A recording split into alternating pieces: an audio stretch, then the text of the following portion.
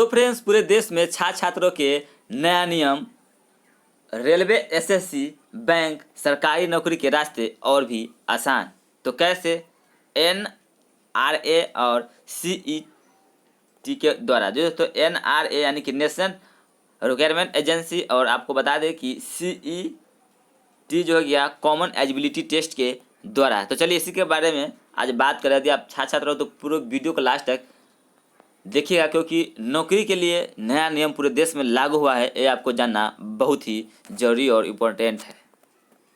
तो यहाँ पे आप देख सकते हो कि आज तक की वेबसाइट पर भी ये सब दिया गया है, यानी कि पूरे आपको पेपर में, न्यूज़ वगैरह में सब में यहाँ पे दे दिया गया है इसके बारे में। तो जान लेते हैं कि जो हो गया नेशनल रिक्वायरमेंट एजेंसी, जिसे शॉर्टकट में एनआरए बोला जाता है। तो आपको बता दें कि नेशनल जो रिक्वायरमेंट एजेंसी है, ये आप जैसे बैंक, रेलवे, एसएससी के जितने भी एग्ज़ाम होते थे, जिसमें आपको अलग अलग एग्ज़ाम देना पड़ता था, बैंक का अलग, रेलवे का अलग और आपको एसएससी का अलग देना पड़ता था। लेकिन अब क्या होगा कि नेशनल रिक्वायरमेंट एजेंसी एक ही एग्ज़ाम लेगा, जिसका जो वैलिड होगा 3 साल। यदि आप एक बार एग्ज़ाम दे देते हैं तो आपको 3 साल के लिए ये आप एलिजिबल है, आपको बार बार एग्ज़ाम देना नहीं पड़ेगा। आप एक बार इस पर एग्ज़ाम दे दे 3 साल तक, आप किसी भी बैंक, एसएससी या फिर रेलवे के आपको जो उसमें वैकेंसी आएगा उसमें आपको आप एलिजिबल होंगे उसमें। यानी यूँ कहे तो अब पहले आपको बैंक और रेलवे ऐसे सब का अलग अलग योग्यता कौन सा है, मान के चलिए आप 10वीं लेवल पर है एमटीएस का, तो आपको उसका अलग एग्ज़ाम, 12वीं के लिए अलग एग्ज़ाम और ग्रेजुएशन के लिए अलग एग्ज़ाम, यानी कि सब, और बैंक, रेलवे और एसएससी के लिए अलग अलग एग्ज़ाम देते थे। आपको क्या होगा कि आप एक बार नेशनल रिक्वायरमेंट एजेंसी हर साल में 2 बार आपको एग्ज़ाम लिया जाएगा। आप दोनों में से किसी एक बार, या फिर आप चाहे तो बार बार, आपको रैंक अच्छा होता है, मान के चलिए आप फिर पढ़े हैं, प्रिपरेशन की है, तो आपको अच्छा लगता है कि आपको फिर मेरा स्कोर बढ़ेगा, तो आपको फिर एग्ज़ाम देकर आप उसको 3 साल के लिए आपको एक सर्टिफिकेट दिया जाएगा, जिसमें आपको जितने भी 3 साल के अंदर में जो आपको वैकेंसी आएगा बैंक, एसएससी, रेलवे के तहत, तो उन सारे में आप एलिजिबल रहेंगे। मतलब कि डायरेक्ट मेंस के लिए आप उसमें एग्ज़ाम देते हैं, यानी कि पीटी आपका क्लियर हो जाएगा। अब आप बात करते हैं कि उसमें कई तरह का पद होता है, जैसे कि 10वीं लेवल, 12वीं लेवल और ग्रेजुएशन लेवल। तो इस सब के अलग अलग एग्ज़ाम होगा। मान के चलिए आप 10वीं लेवल पर है तो इसका एग्ज़ाम देना पड़ेगा, यदि 12वीं पे तो 12वीं में, यानी कि तीनों में आपको अलग अलग एग्ज़ाम देना चाहते हैं, यानी कि तीनों क्वालिफिकेशन के अनुसार तीनों में आपको एग्ज़ाम देना पड़ता है। या फिर आप चाहते हैं किसी एक में देते, आप किसी एक ही में दे सकते हैं। जैसे कि आप 12वीं पर देते हैं तो आपको सिर्फ 12वीं वाला जो भी वैकेंसी बैंक, एसएससी, रेलवे में जो आएगा उन्हीं में आप एलिजिबल रहेंगे। देखिए इसमें नहीं रहेंगे, क्योंकि आप समझते हैं कि आप 12 पास है तो मैं 10 वाले में भी एलिजिबल रहेंगे, तो ऐसा नहीं होगा। आपको 10 का भी एग्ज़ाम देना पड़ेगा, जिसमें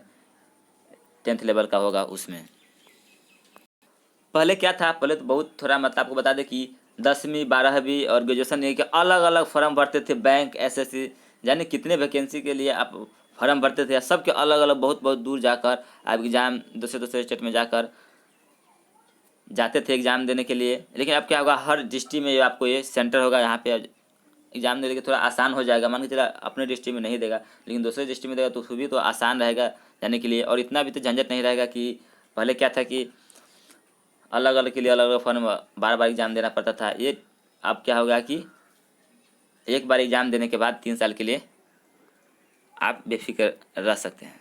और आपको बता दें कि तो यहाँ पे देख सकते हो, बता दें कि अब कैबिनेट ने नेशनल रिक्वायरमेंट एजेंसी, जिसे एनआरए की स्थापना मंजूरी दे दी है, जो कि आप देख सकते हो कि कैबिनेट का मंजूरी भी मिल चुकी है। जो कि यहाँ पे बताया है कि एजेंसी के यहाँ पे केंद्र सरकार में नॉन गैजेटेड, जी दोस्तों यहाँ पे देख सकते हो कि पोस्ट पर नियुक्ति के लिए कॉमन एलिजिबिलिटी टेस्ट लेगी। जानिए कैसी करेगी काम।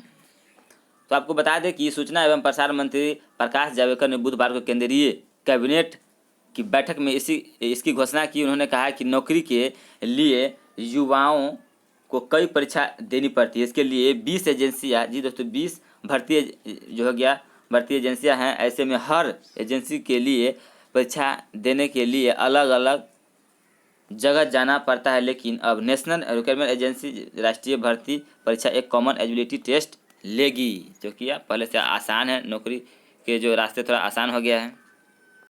आपको बता दें कि प्रधानमंत्री नरेंद्र मोदी की अध्यक्षता में हुई कैबिनेट बैठक में इसकी मंजूरी, जी दोस्तों इसकी एजेंसी के बारे में बताया गया है।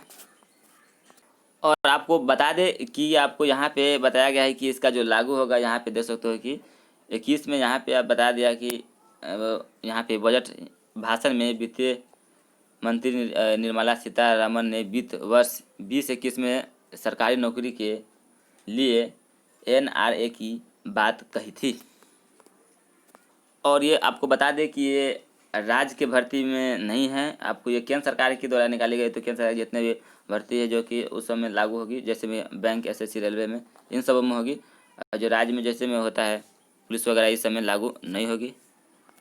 और यहाँ पे देख सकते हो कि 3 साल के लिए यहाँ पे मान्य रहेगी, यहाँ पे बताया गया है। अब बात करते हैं सिलेबस को, तो यहाँ पर अनुमान लगाया जा रहा है कि 50 नंबर का जो हो गया मैथ, 50 नंबर का रीजनिंग, 50 नंबर का इंग्लिश और 50 नंबर का जीके रहेगा, तीनों बैंक एसएससी के लिए सिलेबस। तो यहाँ पे दिक्कत उन लोगों को होगी जो कि इंग्लिश में जो कमज़ोर थे, खास करके बिहार के लोग, जैसे कि जो है क्या रेलवे में पहले क्या था कि इंग्लिश नहीं था, इसमें अब इंग्लिश होगा, तो ये थोड़ा प्रॉब्लम तो ज़रूर यहाँ पे देखने को मिलेगा खास करके बिहार स्टूडेंट के लिए।